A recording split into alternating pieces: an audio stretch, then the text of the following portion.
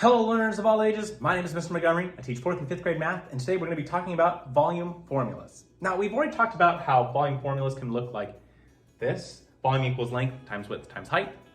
Volume could also equal volume equals length times width times height, written just a little bit differently. But there's also a couple of different formulas that they want us to make you aware of. Volume equals base times height. Well, to find the base, you just take the length times width, and that would be the base of your shape.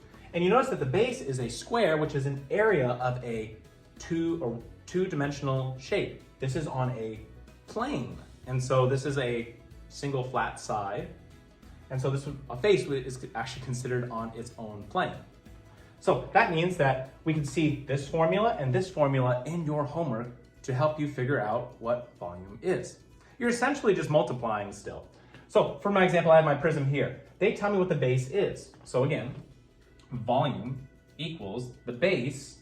My base is 80 feet squared. It's going to be times 4 feet. Well, I can take 80 times 4 and get my answer. 4 times 0 is 0. And 8 times 4, well, 8 times 2 is 16, and 16 is 32. So that would be 302 feet, and since I'm finding out volume, it would be cubed. So it would be 320 cubic feet. Now, another thing they're gonna pick your brain at is using different types of measurement. What I mean by this is, up to this point, every single prism that you worked with has always been the same. All the sides have been centimeters, millimeters, inches, feet, yards. But what if there are different types of measurements, such as this one, 3 feet by 20 inches by 18 inches? We're gonna have to do some conversions.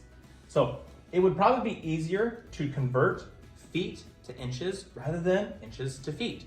Because if I do inches to feet, well, I know that 24 inches is 2 feet, but 20 inches would make some sort of weird fraction. And multiplying by fractions is not as easy as changing feet to inches. Well, I know that there is 12 inches in 1 foot. So that means in 2 feet, I'm gonna have 24 inches. And in 3 feet, I'm gonna have 36 inches.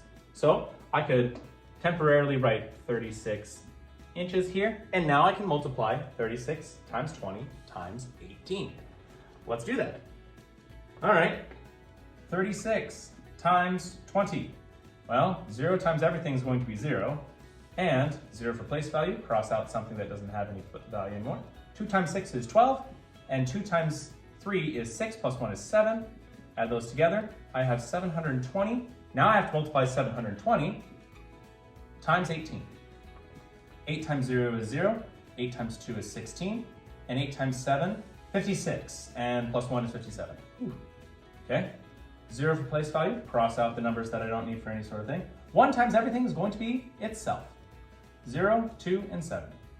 0, 2, and 7. Add those together. 0, 6, 9, and 7, 8, 9, 10, 11, 12.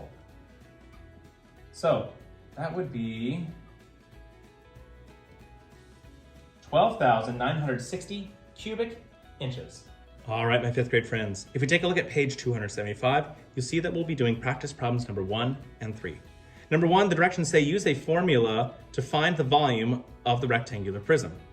They give you the formula and you're just filling in the blanks of what you would need to multiply together.